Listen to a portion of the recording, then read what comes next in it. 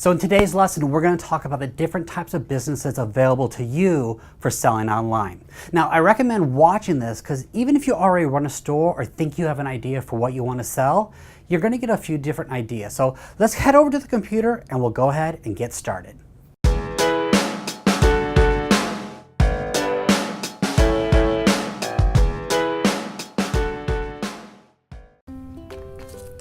Okay, so there's three different business models within e-commerce. We have drop shipping, the inventory model, digital goods, and when I'm done with this, I'm also going to talk to you about two outliers. So let's talk about drop shipping first. And drop shipping can best be described as the middleman model, where you sell a product, order it from your supplier, and your supplier ships it to your customer for you. There's a lot of pros and cons with this. Pros being is you can run it from anywhere that has an internet connection. You can run it from a coffee shop, from your home, even from overseas if you want to. There's no need to take inventory. Your supplier handles all the inventory issues, and you can pay back on your manufacturer or wholesaler shipping rates, since they do tend to ship so much they didn't have better rates than you're going to get when you first start out. But some of the cons are your margins are smaller, you're not going to make as much money off of each sale, and not all manufacturers will drop ship. I've had several of them that will only sell wholesale. And finally, you have returns, and handling returns can be an issue. Some dropshippers will not accept returns. Others will accept them, but there is a restocking fee. So there is a little bit to think about it, but it's usually a pretty good option.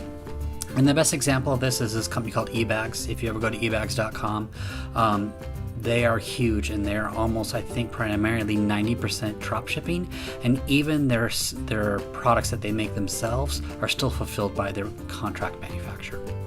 So the next model is the inventory model. And the inventory model is just like the retail store model, where you buy items at wholesale and you sell it to customers at retail. And the pros and cons of that are pros. Your margins tend to be significantly higher, or at least they should be.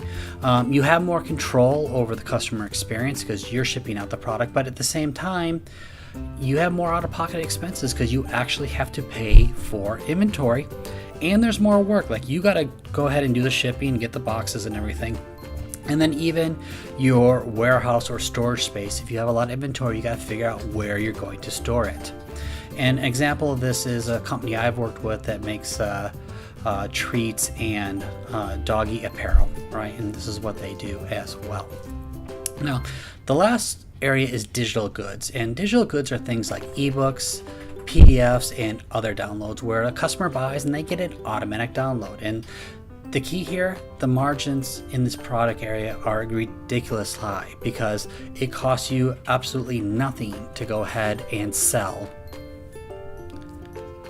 It costs you absolutely nothing to go ahead and sell additional product to them. And an example of this one is this girl, Kayla Itsenis, who does, she sells ebooks and platforms. It's all digital, and I think she makes several $100,000 a year. Mind you, she's done a lot of work to get there, but this is just one example. So the question is, what to choose? Well, only you know the final answer, but remember, you don't actually have to choose just one. So many people start out drop shipping, and then once they figure out what their customers are buying, they'll take inventory on their best selling products. And retailers, you could always drop ship to fill out your product mix. Now, let's talk about the two outliers here, which are, first one is private and white labeling. And if you ever gone to a grocery store or Costco with their Kirkland brand, you see this, where they contract with a company and they put their label on. And a lot of store brands and generics do it, and something you can do as well, so something to consider.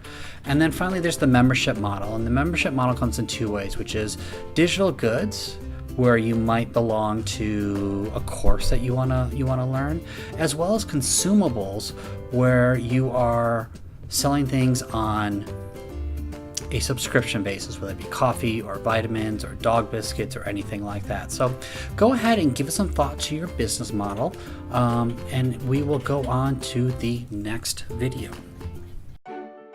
Hey everyone, thanks for watching. If you like this video, then go ahead and like or comment below. And whether you're watching this on YouTube or my website, go ahead and subscribe by clicking the subscribe button so you don't miss out on any other useful videos. Thanks again for watching. I hope you got a lot out of it.